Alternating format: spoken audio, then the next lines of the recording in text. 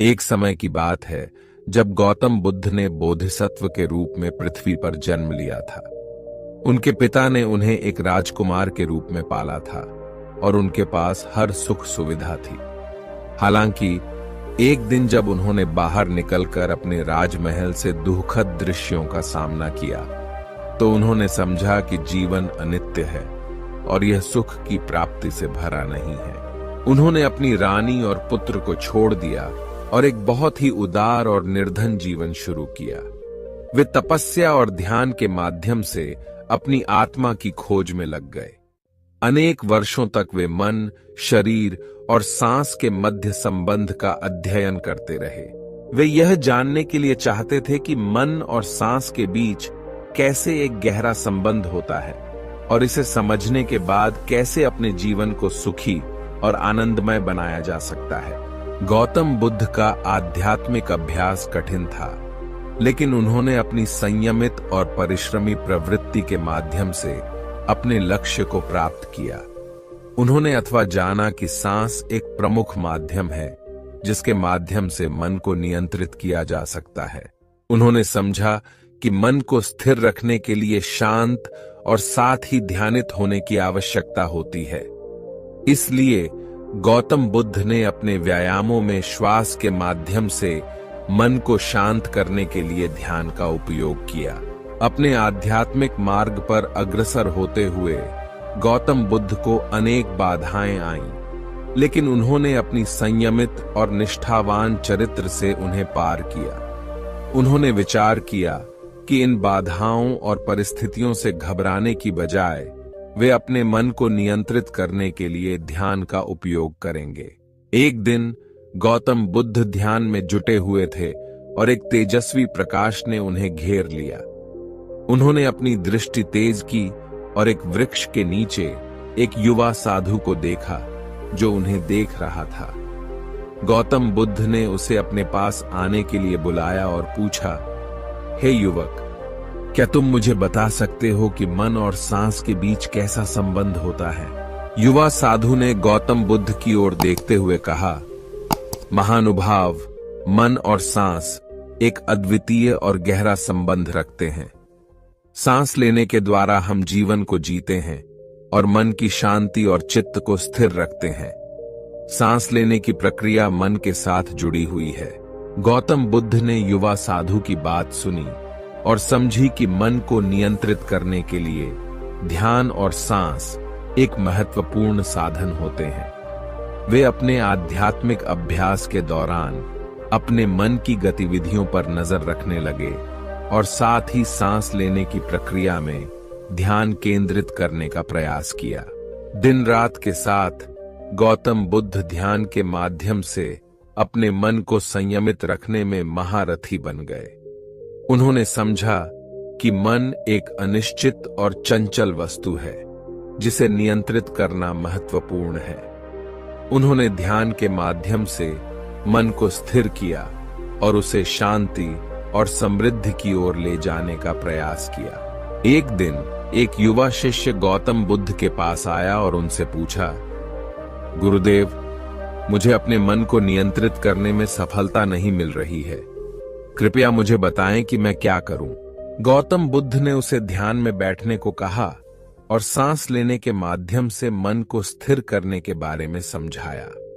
उन्होंने कहा, प्रिय शिष्य, तू सांस लेते हुए ध्यान केंद्रित कर। जब तू सांस लेता है तब मन की सक्रियता और विचारों को नियंत्रित करके उन्हें शांत कर। मन के उदयों और अवसरों पर ध्यान केंद्रित कर और उन्हें उत्तेजित होने न दे। यदि तू इस प्रक्रिया का अभ्यास करेगा तो मन को नियंत्रित करने में सफल होगा। शिष्य ने गुरु के उपदेश को मान्यता दी और नियमित रूप से ध्यान और सांस के माध्यम से मन को स्थिर करने का अभ्यास किया। धीरे धीरे उसका मन शांति और स्थिरता की ओर बढ़ने लगा। वह समय समय पर अपने गुरु के पास जाकर अपने प्रगति को साझा करता था। एक दिन उसका मन अत्यंत चंचल हो गया और उसने ध्यान में बैठकर गुरु से सहायता मांगी। गौतम बुद्ध ने उससे पूछा, क्या हुआ मेरे शिष्य? तेरा मन इतना चंचल क्यों हो गया है? शिष्य ने बताया, गुरुदेव, मेरे मन में विचारों की भरमार हो रही है और मैं इसे नियंत्रित नहीं कर पा रहा हूं। गौतम बुद्ध ने प्यार और समझदारी से कहा, मेरे प्रिय शिष्य, मन चंचल होना स्वाभाविक है। हम सभी मनुष्यों के मन में विचार उदय होते रहते हैं। तुम्हें नियमित रूप से अभ्यास करना चाहिए और ध्यान केंद्रित करना चाहिए। जब तुम ध्यान केंद्रित करोगे तब तुम मन को नियंत्रित करने की क्षमता को विकसित करेगा। ध्यान के माध्यम से तुम मन की उछाल को संभालेगा और शांति की अवस्था में लाएगा। यह अभ्यास कठिन हो सकता है, लेकिन धैर्य और समर्पण के साथ तुम इसे प्राप्त कर सकते हो। शिष्य ने गुरु के उपदेश को मान्यता दी और उसने अधिक समय ध्यान और सांस लेने के अभ्यास पर ध्यान केंद्रित किया। उसने निरंतर प्रयास किया और धीरे धीरे उसका मन स्थिर होने लगा। अपनी अनुभवों के माध्यम से उसने देखा कि मन और सांस का संबंध अद्वितीय है और उनके सहयोग से वे अपने आध्यात्मिक उन्नयन की ओर बढ़ रहे हैं। धीरे धीरे गौतम बुद्ध के शिष्य ने अपने मन को पूरी तरह संयमित करना सीख लिया। वे मन की उछाल को समझ गए और उसे शांति और स्थिरता में लाने के लिए ध्यान का उपयोग करते रहे। इस प्रक्रिया में उन्होंने अपनी आंतरिक शक्ति को जागृत किया और अपने जीवन को संतुलित और खुशहाल बनाने में सफलता प्राप्त की। गौतम बुद्ध की इस कथा से हमें यह सिखाया जाता है कि मन को संयमित करने के लिए ध्यान और सांस दोनों का महत्वपूर्ण योगदान होता है। ध्यान के माध्यम से हम अपने मन की उछाल को नियंत्रित कर सकते हैं और अपने जीवन में शांति, समृद्धि और सफलता को प्राप्त कर सकते हैं। सांस लेने के द्वारा हम अपने शरीर को प्राण और ऊर्जा प्रदान करते हैं, जो हमें जीवित रखने में मदद करती है। इस कथा से हमें यह संदेश मिलता है कि हमें अपने मन को स्वयं के अधीन करना चाहिए, न कि उसके बहकावे में आने देना चाहिए। हमें अपने मन की सांसों को ध्यान केंद्रित करके शांति और स्थिरता की अवस्था में लाना चाहिए। हमें अपने मन के उदयों और अवसरों पर ध्यान केंद्रित करना चाहिए, न कि उनके पीछे दौड़ना चाहिए। जब हम मन को संयमित करके ध्यान करते हैं, तो हम अपने जीवन को संतुलित, शांत और प्रकट करते हैं। गौतम बुद्ध की इस कथा से हमें अनुभव मिलता है कि हम अपने मन को स्वयं के अधीन करके अपने जीवन को संयमित, स्थिर और उच्चतम आदर्शों की ओर ले जा सकते हैं। ध्यान और सांस के माध्यम से हम अपने मन की सक्रियता को संयमित करके उसे अपने उच्चतम पोटेंशियल तक पहुंचा सकते हैं। इस प्रकार हम अपने जीवन को सुंदर, प्रकट और सफल बना सकते हैं। अथवा मन की सक्रियता और विचारों को नियंत्रित करना हमारे हाथ में है। हमें अपने मन को उच्चतम स्तर पर ले जाने के लिए अपने अंतर्दृष्टि का उपयोग करना चाहिए और ध्यान और सांस के अभ्यास के माध्यम से मन को स्थिर करना चाहिए।